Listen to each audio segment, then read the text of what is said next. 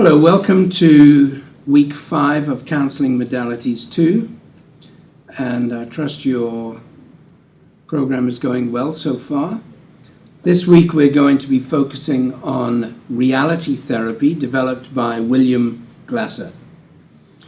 Each week I've tried to give you some insight into the title of a modality or a therapy that sort of in a way gives or makes sense of what we're going to be focusing on. So I want you to particularly focus this week on the word reality. Reality therapy. What does reality therapy suggest to you? Last week we looked at the power and the significance and the influence and effect of the inner world of the client, the self-statements they make about themselves, the spontaneous thoughts that come up after doing something that they're not happy about. This week we're going to focus in, and probably more and more as we move through Counselling Modalities 2, we're going to focus in on the quality and nature of the counselor-client relationship or the therapist-client relationship, because that is the space that William Glasser is actually concerned about. A bit like, as we have already covered in Counselling Modalities 1, the sense that Carl Rogers was trying to make of person-centered therapy, that the client-counselor space is so critical. How does that relationship develop? And William Glasser is no different. He said that when the client can fully embrace and employ the behaviors, actions, and methods they have developed through therapy, they will be able to positively affect their own external relationships and the influences they have on their life experiences. So Glasser was very concerned about reality in context of what comes out in a meaningful counselor-client relationship or therapist-client relationship. I very much like a quote by Henry Nouwen that I think makes a lot of sense to reality therapy and understanding of reality therapy, and it goes like this: you don't think your way into a new way of living. You live your way into a new way of thinking. I like that, because I think in some ways it sort of summarizes for me what William Glasser was trying to get to in the way in which we work with clients. William Glasser himself had vast experience of working with adolescents, particularly adolescent girls in prisons, and he had a very positive view actually on his clients. He said rather than focus in on the disturbed side of client behavior, let's try and find the sane side of client behavior and focus in on that. The other thing that he came to understand was that clients need to take and accept personal responsibility for their own behaviors. That it's not someone else's fault, someone else's problem, someone else's need, but it's me, it's my choice. And so he built on the framework of what we call choice realities or choice therapy, which is we are never robbed of the power of being able to choose. Never. At any time, somebody can never say, I was not able to choose anything else. We always have choice at our disposal.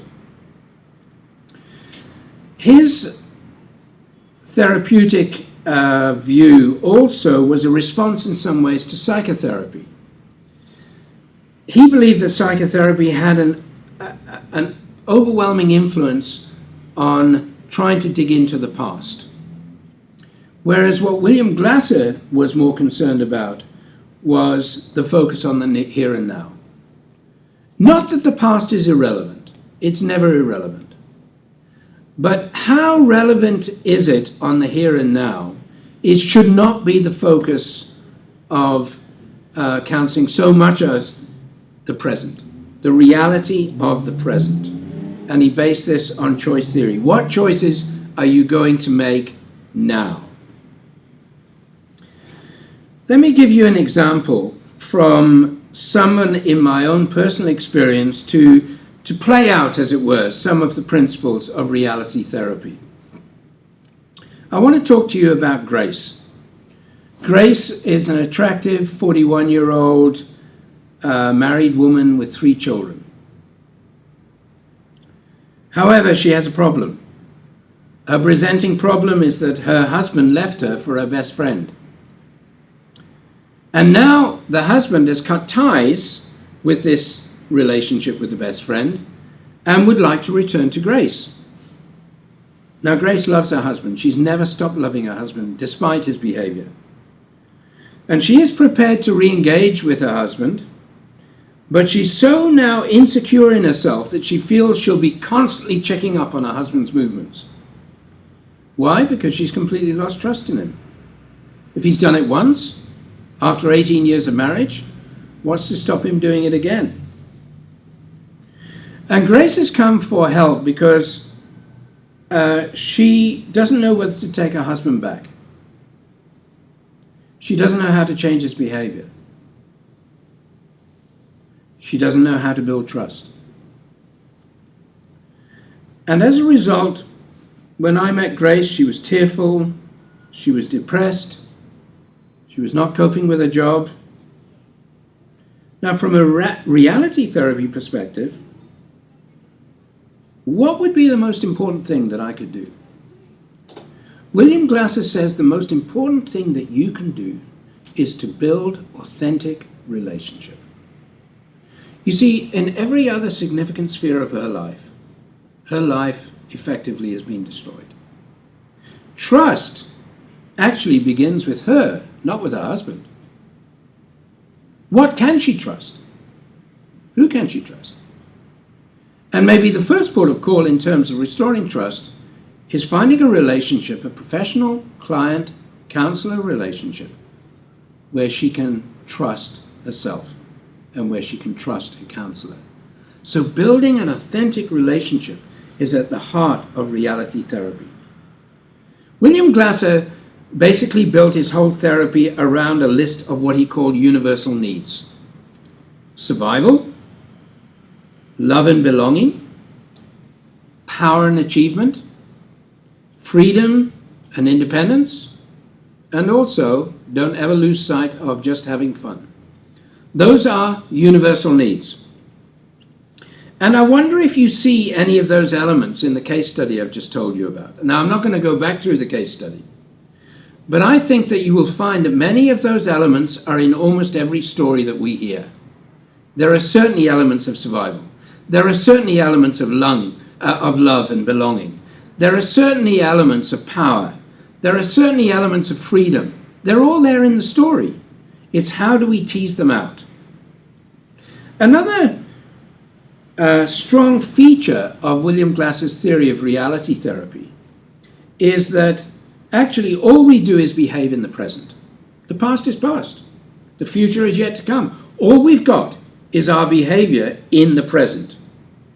And he says that all behavior is total behavior. And there are 4 components of total behavior: the way we act, the way we think, the way we feel, and how we're feeling that in our body, the physiology element. But he also said that all total behavior, acting, thinking, feeling, and physiology, is chosen behavior. We choose about all of those elements. We choose what to do with our lives. And what the an effective client-counselor relationship is all about in a reality therapeutic environment is to restore those choices into each of those areas of behavior. Now, I know that pain and misery are not directly chosen, but pain and misery is often just a consequence of the choices in which we make. So what we've got to try and do is restore the element of choice in the relationship. I think I've said enough. But in conclusion, let me just say that if I were to continue to work with Grace, as I have endeavored to do, what I'm really doing in reality therapy is I'm helping Grace to connect or to reconnect with the people that she chooses to have in her quality world. That's really what it's all about. I'm restoring the power of choice, I'm building authentic relationship, and I'm trying to make her feel in every area of her life experience what we call the total experience. That's reality therapy. So, I hope you manage your studies well this week, and I look forward to chatting to you again next week. Bye-bye.